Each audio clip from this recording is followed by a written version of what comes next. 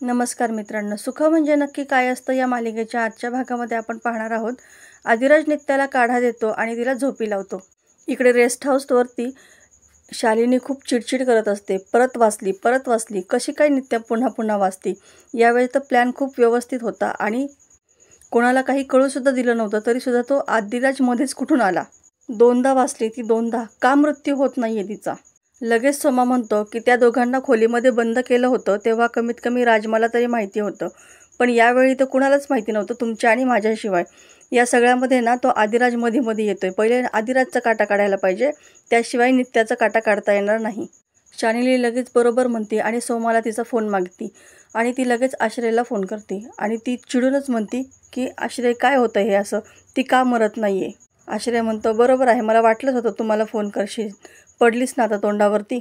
शालिनी म्हणते की माझा संताप होतोय, बोल ती का मरत नाही, अशी कुठली शक्ती आहे की जी त्याला मदत करत आहे. आश्रय म्हणतो की संताप करून काय होणार आहे, तू अगोदर तुझ्या गोळ्या खा आणि डोकं शांत ठेव. शालिनी आश्रयला म्हणते की अरे तू म्हणाला होतास ना मृगशीर्ष नक्षत्रामधील व्यक्तीच तिला मारू शकते, तर मग सगळा प्लॅन व्यवस्थित असताना सुद्धा ती का मेली नाही. आश्रय लगेच ओरडूनच म्हणतो की तुला वेळ पाळता आली नाही ना, आता तर मला तिच्या भोवती एक वलय दिसत आहे. शालिनी लगेच म्हणते की तोडून टाकते वलय, मला तिच्या चिंध्या करायच्या आहेत, तोडून टाकते वलय. असं म्हणता क्षणी आश्रय मोठ्याने हसू लागतो. आश्रय म्हणतो की तू तिच्या चिंध्या करणार आहेस का. अगं येत्या 3 महिन्यामध्ये तुझ्याच चिंध्या होतील, त्याच्यामुळे काहीही करू नको. तुझ्याकडे आता शांत बसण्याशिवाय काहीही पर्याय नाही. आश्रय म्हणतो की येत्या 3 महिने नित्याच्या भोवती एक वलय असणार आहे, ते भेदणं तुला शक्य होणार नाही. ते भेदायचा उपायही मी तुला सांगेल, तोपर्यंत तिचा जीव घेण्याचा प्रयत्न करू नको, ते तुझ्याच जीवाशी येईल. आश्रय म्हणतो की जरी तुला विषाची परीक्षा घ्यायची असेल तर ऑल द बेस्ट. तो म्हणतो की अगं शालिनी, खरंच तुला जर तुझा जीव प्यारा असेल तर आता काहीही करू नको, नाहीतर खरंच हे आपलं बोलणं शेवटचं बोलणं ठरेल. शालिनी फोन ठेवते आणि म्हणते नित्या, मी तुला मारू शकत नाही, पण तुझं जगणं मी मरणापेक्षा सुद्धा बदतर करून टाकेल. ती म्हणते की कसलं वलय असेल तिच्या भोवती, कोणी आधीच्या जन्माची व्यक्ती भेटली आहे का तिला, मागच्या जन्माची कोण आहे ती व्यक्ती, शोधायला पाहिजे. आणि त्यानंतर काय करायचं आहे हे तुला वेगळं सांगायची गरज नाही ना सोमा. सोमा लगेच होकारार्थी मान डोलावतो आणि तिथून निघून जातो. त्या दोघांचंही हे बोलणं राजमा ऐकते आणि ती खूप घाबरते. इकडे सोमनाथ लगेच लवलीच्या घरी येतो, जोरजोरात दरवाजा वाजवतो. लवली लगेच आम्हाला एका ठिकाणी लपवतो आणि दरवाजा उघडतो. तो बघतो तो काय, तर पुढे सोमा असतो आणि तो म्हणतो की पावसात मी भिजून आलो आहे. सोमा म्हणतो जरा पाणी बिणी देशील का नाही. लवली लगेच आतमध्ये पाणी देण्यासाठी जातो आणि शालिनीचा फोन येतो त्याला.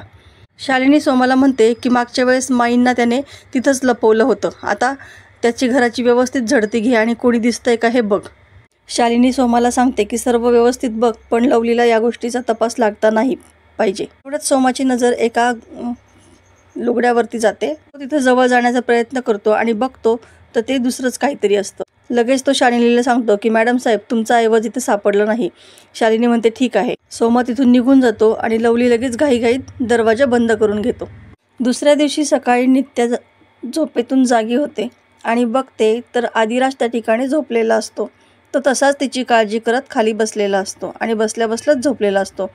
नित्या मनामध्ये म्हणते आता असा झोपला आहेस ना, पण जेव्हा तुला कळेल की हे सर्व करणारे तुझ्या मालकीनबाई आहेत तेव्हा तुझं काय होईल. आता त्या शालिनीने जीवाशी खेळायचं ठरवलंच आहे, तर या खेळामध्ये एक तर तिचा नाही तर माझा जीव जाणारच आहे. पण तू माझा जीव जाऊन देणार नाहीस हे तू पुन्हा एकदा सिद्ध करून दाखवलंस. नित्या हळुवारपणे आदिराजच्या केसावरती फुंकर घालते आणि मनात म्हणते ओ धणी, असंच माझ्या पाठीशी राहा बरं का. नित्या लगेच आदिराजच्या शेजारी खाली बसते आणि त्याच्या खांद्यावरती डोकं ठेवून म्हणते माय स्वीट हनी, नाही माझे गोड धनी, उठा, कोंबड्याने बाग दिली आहे केव्हाच, जागे व्हा आता. आदिराज थोडासा झोपेतून जागा होतो आणि त्याला नित्या दिसते. तो पुन्हा डोळे लावून घेतो आणि म्हणतो कमाल आहे नित्या मॅडम तुमची, पण एवढ्या आजारी आहे तरीसुद्धा माझ्या स्वप्नात येऊन मला त्रास देता. कमाल आहे तुमच्या, जरा डोळा लागला की लगेच माझ्या स्वप्नात येता. आजारी आहात तरी बी सोडत नाही मला. त्यावर नित्या म्हणते की ओ धणी, तुमची बायको एकदम ठणठणीत आहे हा. आणि या कोणत्या मॅडम आहेत ज्या तुमच्या स्वप्नामध्ये येतात. त्यावर आदिराज हसूनच म्हणतो कोणत्या म्हणजे नित्या मॅडम. नित्या म्हणते की त्या मॅडम तुझ्या स्वप्नात येतात आणि मग काय करतात रे. आदिराज म्हणतो त्या माझ्यावरती खूप प्रेम करतात. नित्या म्हणते की आणि तू करतोस का त्यांच्यावरती प्रेम. आदिराज म्हणतो की जा, मी नाही सांगणार. नित्या म्हणते की सांग ना. आदिराज पुन्हा म्हणतो की नाही, मी नाही सांगणार. आणि नित्या जोरातच म्हणते, अरे सांग ना. आणि त्यावेळेस आदिराज एकदम डचकून उठतो आणि म्हणतो, ओ नित्या मॅडम, तुम्ही कधी उठल्या आणि इथं खाली कशाला बसलाय? नित्या म्हणते की ज्याच्यावर प्रेम करतो त्याच्या शेजारी बसायची कोणाची बंदी आहे का? आणि आत्ताच तू म्हटलास ना की नित्या मॅडम माझ्यावरती लई प्रेम करतात. मग त्यानंतर आदिराज कावराबावरा होतो आणि म्हणतो, कोण? मी असं म्हटलं? नाही, छे असं नाही. मी कशाला म्हणू असं? त्यानंतर नित्या म्हणते, अरे मग मी काय खोटं बोलते का? आदिराज म्हणतो की मला काय माहीत. नित्या म्हणते की मी ना रेकॉर्डच करायला पाहिजे होतं. आदिराज लगेच म्हणतो की अहो, ते माणूस झोपेमध्ये काय पण बडबडतो, लक्ष देऊ नका तुम्ही, सोडा ते समजा. त्यानंतर नित्या म्हणते, ठीक आहे, मग माझ्या प्रश्नाचं उत्तर तरी दे. आदिराज विचारतो, कोणत्या? त्यावर नित्या म्हणते की नित्या मॅडमचं जसं तुझ्यावरती प्रेम आहे तसं तुझं पण त्यांच्यावरती प्रेम आहे ना? हो ना असं म्हणून हसू लागते. आदिराज लगेच म्हणतो, नाही तसलं काय नाही, उजाडलंय समधीकडं, मी निघतो आता. आणि नित्या त्याला बघून हसतच राहते. इकडे रेस्ट हाऊसवरती शालिनी बसलेली असते. राजमा तिच्यासाठी चहा घेऊन येते. शालिनी डोकं दाबत असते. त्यावर राजमा विचारते की लय डोकं दुखत आहे का तुमचं? बरोबर आहे, आजकाल लय चालवायला लागतंय ना. तर शालिनी तिच्याकडे रागात बघते आणि राजमा लगेच शब्द फिरवते की मी चेपून देते ना तुम्हाला, आणा इकडे, मी लगेच तुमचं डोकं चेपून देते. आणि ती डोकं दाबायला सुरुवात करते. राजमा बोलून तिच्या शालिनीच्या मनातलं सगळं काढायचा प्रयत्न करते. ती विचारते की काय चाललेलं असतं तुमच्या डोक्यामध्ये? काल ती नित्या आली आणि त्याने चहा पिला आणि ती निघून गेली. कुठं गेली आहे काय कळलं का तुम्हाला? का त्या आश्रयबाबाने तुमच्या डोक्याला जास्त स्थान दिलेलं आहे? त्यानंतर शालिनी म्हणते, ती नित्याचा काही तपास लागला का? शालिनी म्हणते की नाही, मला नाही माहिती. राजमा विचारते की काय करायचं ठरवलं आहे तुम्ही त्या नित्याचं? त्यावर शालिनी म्हणते, एक घावन दोन तुकडे, एक तर ती राहील नाहीतर मी राहील. इतक्यात सोमा तिथे येतो आणि म्हणतो की मॅडम साहेब, समध्या गावामध्ये चौकशी केली पण तिथं कोणीच सापडलं नाही. नवीन माणूस गावात आलेलं कळलेलं नाही आणि मंदिरातही नित्याला कोणी भेटलेलं कळलं नाही. त्यावर शालिनी मनात विचार करू लागते की हे असं कसं शक्य आहे? आश्रय तर खोटं बोलणार नाही. नित्याला कोण भेटला आणि कुठं घेऊन गेली आहे नित्या तिला? इकडे आदिराज विमलला विचारतो की तात्या कुठे गेले आहेत? त्यावर विमल म्हणते की धुमाळ सरांकडे गेले आहेत. एक पत्र आहे, ते त्यांना काही समजलं नाही, ते समजून घेण्यासाठी तिकडे गेले आहेत. इतक्यात नित्या आदिराजसाठी नाश्ता घेऊन येते. विमल लगेच ओरडते की झालाय त्याचा नाश्ता, माझ्या हातचे पव त्यांनी खाल्लेले आहेत. लगेच पाहुणी म्हणते की गुळाला मुंगळा चिटकल्यासारखी चिटकली आहे, दुसरं काय? हिला कळणं कसं झालं की या घरामध्ये तिला जागा नाही. ही नव्हती तवा बी हे घर आनंदाचं होतं आणि नसल तवा पण आनंदाचंच असेल. त्याला या बोलण्याचं वाईट वाटतं आणि ती तसंच नाश्त्याचा डिश घेऊन निघून जात असते. तितक्यात आदिराज तिला थांबवतो आणि तिचा हात धरतो. आदिराज म्हणतो की माझ्या आयडीच्या पोह्याला तोड नाही, पण इतकं खाऊनसुद्धा माझं पोट भरलं नाही. तुम्ही बरोबर ओळखलं, आणा ते उपीट, मी खातो.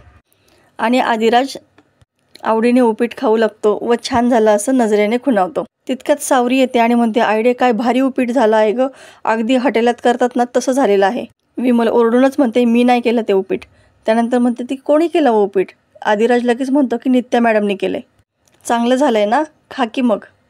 नित्या लगेच एका प्लेटमध्ये पोहे घेते आणि ती टेस्ट करते आणि म्हणते की पोहे खूप सुंदर झालेत, खूप छान झालेत. हे बघून पाहुणी खूप चिडते आणि बाहेर येऊन लगेच शालिनीला फोन लावते आणि म्हणते की मालकीनबाई, त्या नित्याचं काहीतरी करावं, तिचं प्रकरण खूप वाढत चाललेलं आहे.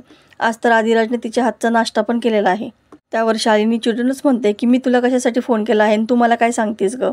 त्यावर शालिनी म्हणते की अगं मूर्ख, मी तुला काय सांगितलं होतं की नित्या कुणाला भेटते आहे, कुणाला बोलते आहे, घरात कुणी नवीन व्यक्ती आला आहे का, हे मला तुला कळवायला सांगितलं होतं की नाही?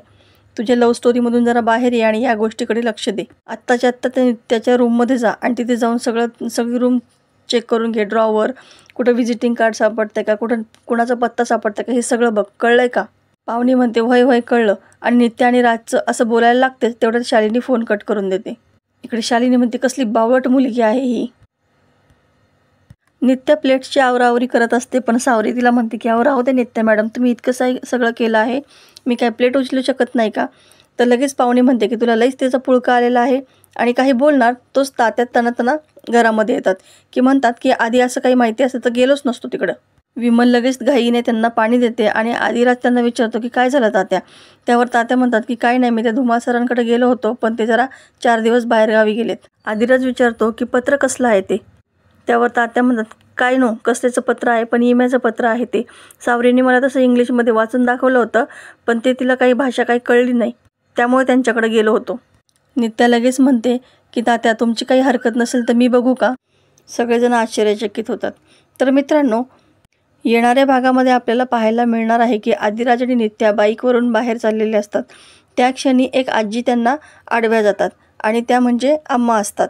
आदिराज त्यांच्याकडे पाहतच बसतो आणि जयदीपने अम्मासोबत घालवलेले क्षण त्याला आठवू लागतात. इतक्यात लवली तिथे येतो आणि अम्माला बाजूला घेतो. तर मित्रांनो, असेच डेली अपडेट पाहण्यासाठी आपल्या चॅनलला सबस्क्राईब करा व नवनवीन नोटिफिकेशनसाठी बेल आयकॉन नक्की दाबा. व्हिडिओ पाहिल्याबद्दल धन्यवाद.